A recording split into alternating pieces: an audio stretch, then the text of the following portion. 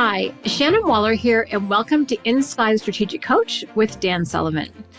Dan, one of the things that you mentioned that you observed very recently was a big difference in perspective between people in terms of people who are really thriving and growing and taking advantage of new opportunities and those who are really stuck. So in my head, I've nicknamed this the Great Divide. So can you please describe what you mean by that? What's the issue that you're seeing with people? Well, there's two things going on, I think, let's call it the economy, because that's where it gets measured first. And I think that there's a split now between individuals in terms of what they're doing for work and what they're taking advantage for as far as our opportunity and kind of how they're organizing their lifestyle that has suddenly diverged, I think, with the beginning of the great lockdowns that they're attributed to the virus. But I have a feeling that the virus was kind of a trigger for a set of events, but I think that a lot more is happening than the virus to lock things down. And what I think is that the world has come to an end of a way of thinking about the world and a way of organizing the world that probably came out of the Second World War. Okay. And if you remember, there were a lot of losers in the Second World War and not many winners, and even some countries that ended up on the so-called winning side. And I would say Great Britain would be foremost there, and France was considered, and Russia, the Soviet Union, was considered the winners. The U.S. was the only country that wasn't beaten up at all. There was no damage to the homeland. Hawaii was an island state way out in the Pacific, so the damage to Hawaii wasn't considered damage to the mainland United States. So the United States ended the war as clear-cut the greatest economy in the world, the greatest military power in the world. And they were the most influential country after the Second World War. And the only other country that had influence, but they didn't have the power, was the Soviet Union. And you got into this two-part world. There was the Soviet sphere of influence and there was the American sphere of influence. But if you brought an accountant in and he added up the productivity and the creativity of the Soviet and against everything that was allied with America, they're not even comparable. The difference was so great. The one thing that they had the same was nuclear weapons, and that kept things in control. Actually, the world has been safer from major outbreaks of conflict since 1945, precisely because we have nuclear arms. Nuclear arms keeps conflicts very small and keeps them sort of short. So it's a weird thing, but actually why war hasn't gotten worse in the 75 years since the end of the Second World War is because of the nuclear atom bomb. So anyway, basically you had the United States at full force, and the U.S. went into major economic expansion right after the Second World War. And there were two other countries that did too. Canada, which basically had the same conditions. And the Canadians made an enormous contribution during the Second World War. A lot of people don't know this, but at the end of the Second World War, Canada had the fourth largest Navy in the world, and it had the third largest Air Force in the world. You know, that was a country of basically 11 or 12 million people. And they were definitely just making an enormous contribution. And Australia also, they were very near warfare, but they weren't affected. So those three countries had, just enormous boom years for the next 25, 30 years. And by the way, the baby boom generation only happened in three countries in the world. So the baby boom generation, which technically starts on January 1st, 1946, and goes to the end of, I think, 1964, biggest generation in the history of the United States. Canada also had that, and Australia also had. So those three countries are the only three countries that had baby booms. Okay. But the United States is the only country whose baby boomers had a baby boom. So Canada did not have a baby boom. Their baby boomers didn't boom. And the Australians didn't have a baby boom. The United States, the millennials are the boom from the baby boomers. That's where the millennials come from. Okay. So I just want to explain this, that this was a period of world history that more or less stayed the same. I think probably really for at least 50 or 60 years, and then it started to fray at the edges. And the one new thing that you can attribute to that is the emergence of microchip-enabled technology that happened in the United States. It started in the 50s, largely submerged in the 60s, started to appear in the 1970s, and then really came out when the personal computer was created, 1980-ish, 79, 80, and then you get the software as the main thing in the late 80s, then you get the internet in the early 90s, and then you get the iPhone in 2007, 2008 is the iPhone. We're aware of those technologies. And my sense is that the rest of that world was still trying to be the same as it had been for the last 50 or 60 years. But things are moving too fast now. Things are moving too fast. The speed with which communication can take place, the speed with which teamwork can happen, the speed with which innovation can happen is way too fast for the largely industrial, bureaucratic economies of most of the world, and also the bureaucracy of government. And my sense when the lockdowns came in as a result, supposedly because of the virus, I said, I think this is just an excuse. They're just using the virus as an excuse. I don't think this requires locking down things. My sense is that all the bureaucratic structures of the world instinctively agreed, we got to lock things down because things are just moving too fast. Things are moving past us. We're not in control. And we can't let them know. We can't let them know. So people have said, I think the government knows something. They're telling us, and I think that's true, that what the government and large corporate bureaucracies are not letting us know is that they don't know what's going on. I think a lot of people would agree with you.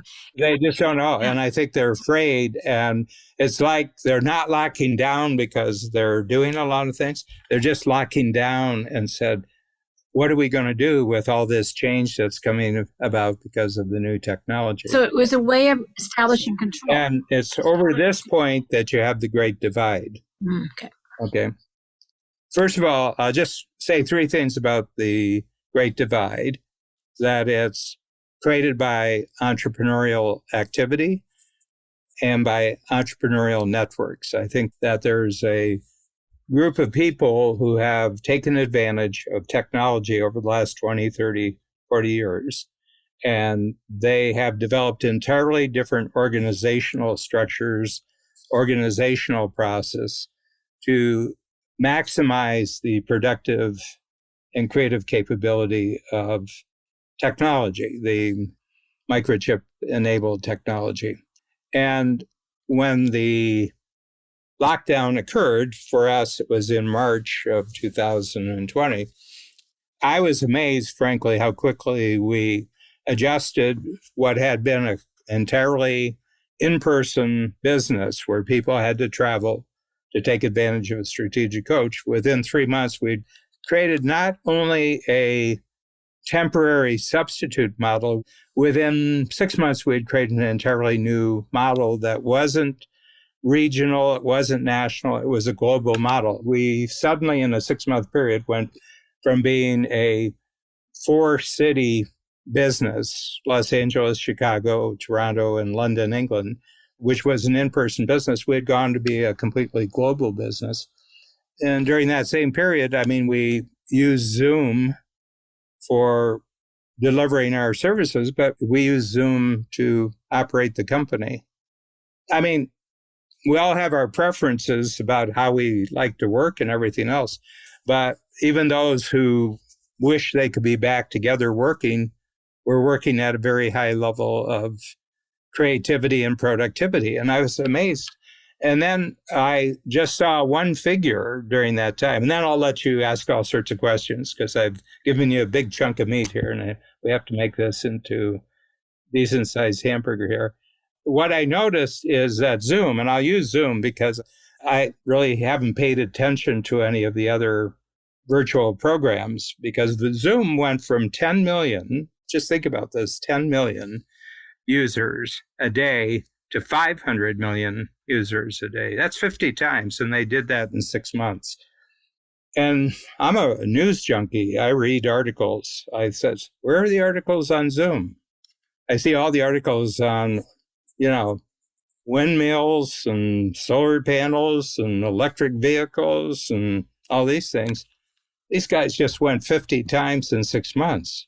They have 500 million people who are using this. And I don't think they're using it for fun. They're using it for work. They're using it for business. They're using it for innovation. They're using it for growth and everything like that. And I just had this feeling this whole one sector of society, global society, is happening in all countries, had just taken advantage of something and run with it. And they had departed, I think, not only in a work style that they were already working differently, but they just zoomed. They just zoomed away, doing work in a totally new way. But it was reflected in their lifestyle.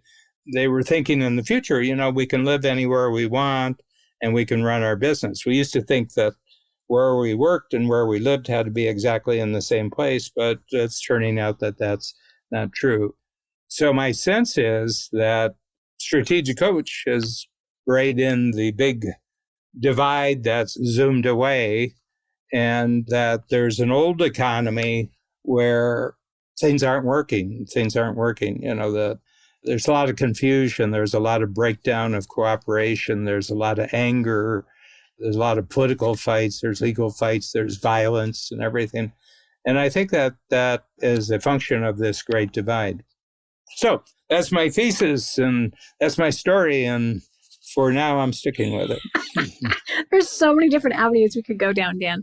But just to clarify, it really seems to me like one of the great divide is the mindset, right? One between control and that government should have the answers and that people are looking for that kind of direction. Or corporations have the answers. 100%. Or big international meetings of people who fly in with private jets and get together and philosophize on the world. They should have the answers.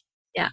And the opposite mindset is much more, you talked about entrepreneurial activity and entrepreneurial networks, which in our experience is much more collaborative. And you pointed this out, a more helpful message would have been, here's what we do know and here's what we don't know. And that, instead of just thinking that we're supposed to have the answers, it's more like, oh, we don't have the answers clearly. That's okay. Let's figure them out. So there's definitely a whole other, much more collaborative way of operating that looks like, I'm going to forecast, going to beat the pants off the other way of operating. But you're also seeing some entrepreneurs who are, it's dividing even some people who are kind of feel trapped in the older way of operating, and yet primarily the ones who've zoomed ahead with us are actually embracing this much more mobile, dynamic, they can live anywhere kind of perspective. So what do you see of this with, for entrepreneurs, why is understanding this great divide so critical? Well, first of all, I think it's happened throughout history when there was a new way of making money. Okay. And I'll say that I think that the central force is that there's a new way of making money that's faster, easier, cheaper, and produces a bigger result. And that this new way of money is not generally apparent to the general population. So I would say that the 500, I'll just use that number, the 500 million who are using Zoom, I would say they're probably the least regulated business activity on the planet. Mm-hmm. Yeah. Because it's not clear to the people who do the regulating that anything has really changed. they're not actually aware of the activity. I think that it's almost like, as we call it, the free zone. There's a general free zone that's been created. And the bureaucratic regulators have so much stuff to do just trying to keep their organizations together that they've lost the ability to observe a major, what I think is almost like tectonic shift that's happened in the economy. And Dan, that's a really interesting statement. They've lost the ability to do that. For some people, it's like, oh my God, it's unregulated, therefore it must be dangerous, is the following thought. What's your take on that? Is these 500, which is a lot of people, 500,000,000 people, are they doing something that's dangerous, or are they creating something new about it? No, they're just doing business, where a meeting would take 2 or 3 weeks to set up. It's 2 hours from now, and it takes 3 clicks. You have to turn on Zoom, and then you have to appear. Your first picture has to appear, and then you're led into the meeting, and then you're there. 3 clicks, takes 3 clicks. And they've just eliminated virtually the entire travel part of people's lives. It's just disappeared. When I first experienced Zoom, I said, this is not a communication medium. We've had this before. We've had phones for 100 years. This type of virtual thing, we've had it for, I guess, 15, 20 years where you could get something virtual. But this is transportation. We're transporting ourselves, 50 people, or let's say 15 people from different parts of the world, transport themselves. They're in the same room, Zoom room. They're much more alert and curious and engaged on a single screen of a computer than they were ever in a room where some people were sitting down there, some people are sitting there. You could see 3 or 4 of the people, but here I can see everybody. Mm-hmm. So my sense is that there has been a profound drop in the cost of transportation to get business done. You've almost eliminated the cost of transportation to engage in business innovation and business productivity. But it's not apparent. We have 4 major newspapers in Toronto, and I bet you can't find a person on staff of any of those newspapers, journalists, commentators, opinion writers, who would even know what you were talking about, because that's not the way they're living their lives. Mm-hmm. Very and true. What they're reporting on, people are not living that way at all. Yeah, so there's a big disconnect between the media and what people's actual experience is. Now, the other thing, Dan, if cost of doing business has dropped because of the decreased cost of transportation, then it seems to me that the increased productivity will actually greatly benefit the countries. The GDP will increase productivity. Well, it certainly benefits the people who are saving the money on the transportation. Mm-hmm. The people who are using Zoom aren't doing it to assist the country. Mm-mm. Nobody does what they do every day to assist the country. They may say they are, but actually they've got a career, they've got a job, they've got an organization, they've got objectives, they've got benefits, they've got pay, they've got things to think about. That's what we're all doing about it. But the ones who are talking about threat to the world and everything are the people who are living in the old system. It's not a threat to the world, it's a threat to their world. That is a great distinction. No, the world is not threatened at all. The world's growing, evolving, as it always has. The world's gone through disasters that destroyed all the dinosaurs. Didn't destroy the world. The world's still here. It destroyed all the tenants, but it didn't destroy the world. There's nothing wrong with the world. The world isn't in shape. But their world is probably threatened, that they're losing the innovation race. They're not inventing new things. They're losing the productivity. They're not more profitable, but they don't know where it's coming from. They say, well, it's because of the virus. It's because of, no, it isn't. There's this great divide that suddenly has happened. No one was planning on the divide, but just one day, governors and presidents and leaders of countries said, okay, we're closing down all the airlines. That's the first thing they went after is the airlines. No more travel across national borders, okay? Even here in Canada, some of the provinces were watching people. Some of the states, cities were closing down, everything. We're going to close things down. But We didn't close down. We had to readjust our model, but we didn't close down. Even during when we weren't able to do the workshops for roughly 2.5 months, we still were constantly in touch. We created new forums. We created little 2-hour workshop sessions. We gave everybody a free quarter, and then we were back to business. We weren't locked down. Nope. We just pivoted and went our own direction. Dan, if someone wants to be on the right side of this great divide, how do they think I think about it's on the right. It's a split. I definitely favor the right. All right. If someone wants to be on we want to be on the left side. No, definitely not. Remember, left in Latin is sinister and left in French is gauche. You don't want to be on the left side. Those poor people are left-handed, which is why they used to get beaten for it. But if someone wants to take the more productive, adaptive path, what mindset do they need to embrace? What actions do they need to take to actually, have this be where they're going? Does that make sense? So you're asking me for a Strategic Coach 101 here? Yeah. Well, first of all, the individual's capabilities of people become extraordinary. Okay. And the reason is that you've just eliminated the whole cost of their transportation. There's no transportation. Not only that, but I estimate that the average team member of ours during this entire period on a yearly basis probably got 300 hours back, probably about 300 hours back, where that used to be the time cost of transportation. And there was, in many cases, a financial cost of transportation. It was about $2,000, $3,000. If we look at our 120 team members, I bet it worked out to about 300 hours, $3,000. That doesn't seem like a lot from an economic standpoint, but it's enormous from a motivational standpoint of the removal of an energy drain, because transportation was really energy. There's nothing energizing about the transportation that people had to do before. It was energy draining. So they got the energy back, okay? And they had time for things. There were fewer distractions. Some people didn't handle it well. I agree. Some people did not handle it well. But, at a certain point, what I think we're doing right now is the new normal.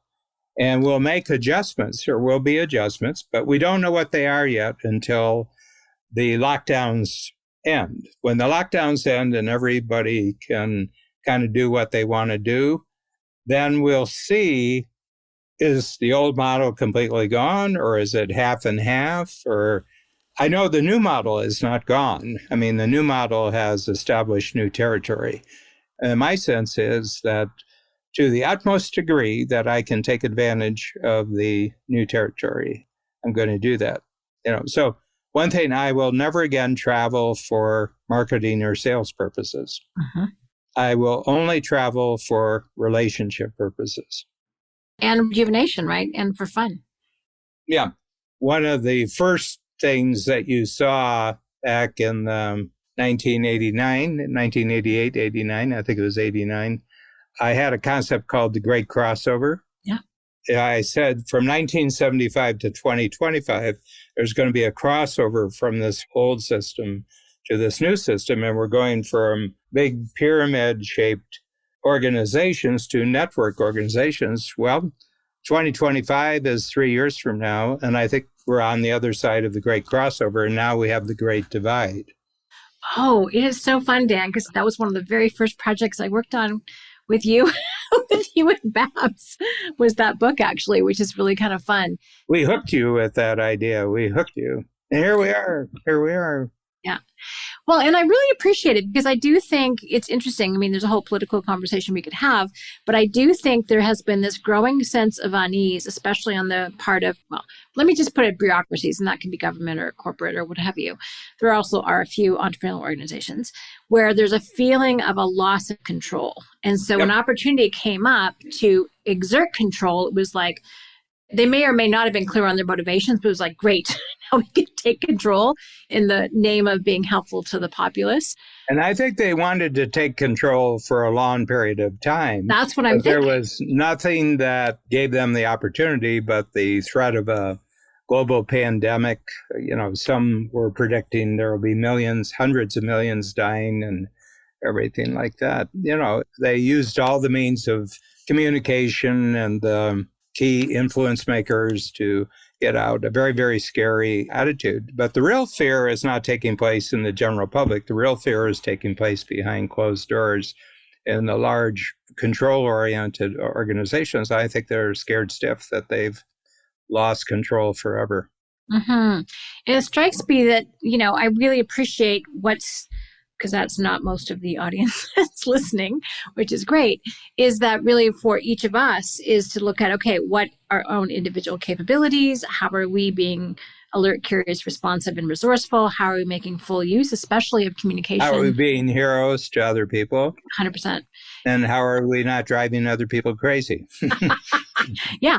And I think it also boils down to, always focused on creating value and being a hero, but then also really focusing in on that network, the collaboration skills, which is a very different way of operating than the old command and control way of doing things. Yeah. And once you shift to that, all of a sudden you are in the free zone. Mm-hmm. You are now free from what used to be a very competitive marketplace, and you're into something new, which is a huge opportunity. Mm-hmm. And it's still at the beginning. We're just at the beginning of the Great Divide, really. So that's kind of exciting. Yeah. And, I just saw something that it struck me as representative of where we're heading. And it has to do with the production of microchips, which were interrupted. The normal trade patterns and things were interrupted. So one of the things everybody discovered that they didn't know, but their automobile has probably 100 to 120 microchips in it.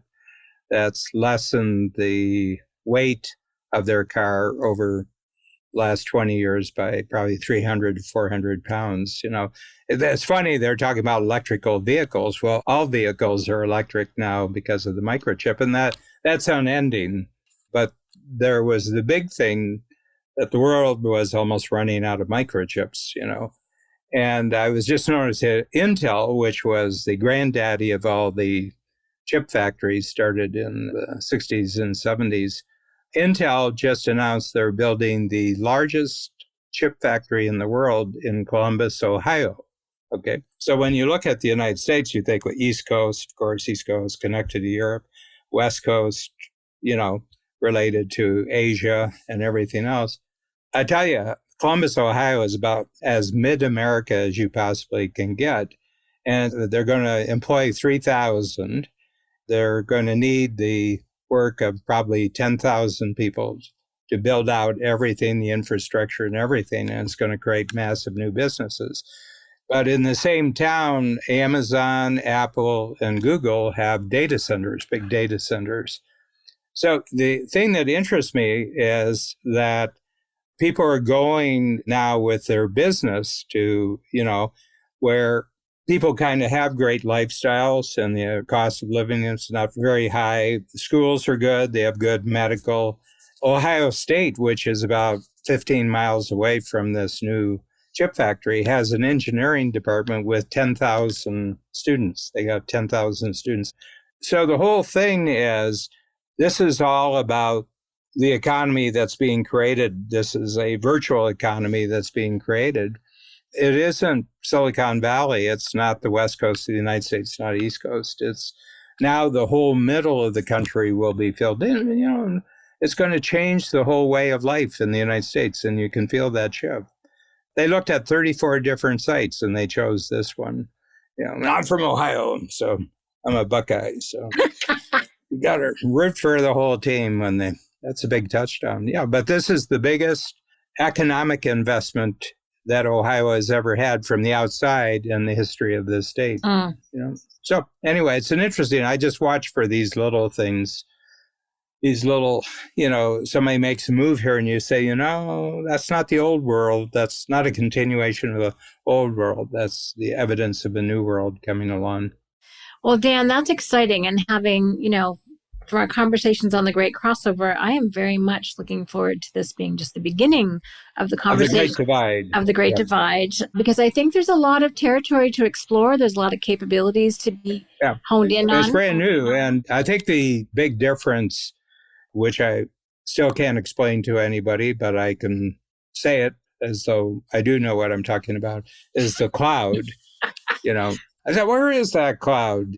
How do you put things in the cloud? Don't they just drop through? And everything like that. But we're into a new world now. And this is fundamentally the end, I think, the beginning of the end of the influence of a great war that happened in the middle of the 20th century. I think this is kind of, we're reaching the end of that now. And all the structures and processes and everything that got built up. And I was born 2 weeks before the invasion of Normandy in 1944. So that was a key event in that war. And I was born then. But I've lived through this entire period. I've lived through the entire 75 years, 76 years. I've lived that period. And far more excited about what's happening at 77 than I was excited about what was happening when I was 7. Awesome. Well, Dan, you've always been someone who has been able to, based on the past, well, in your understanding of context, seen where that was going to extend in the future. So I am looking forward to many more conversations about this. And I do appreciate the historical context that this is the end of something, and it's not anything to be terribly freaked out about. It's not anything to be scared about, but it is something to pay attention to and to develop your skills for being successful in terms of the Great Divide. So as always, a fascinating conversation. Thank you, Dan. Thank you, Shannon.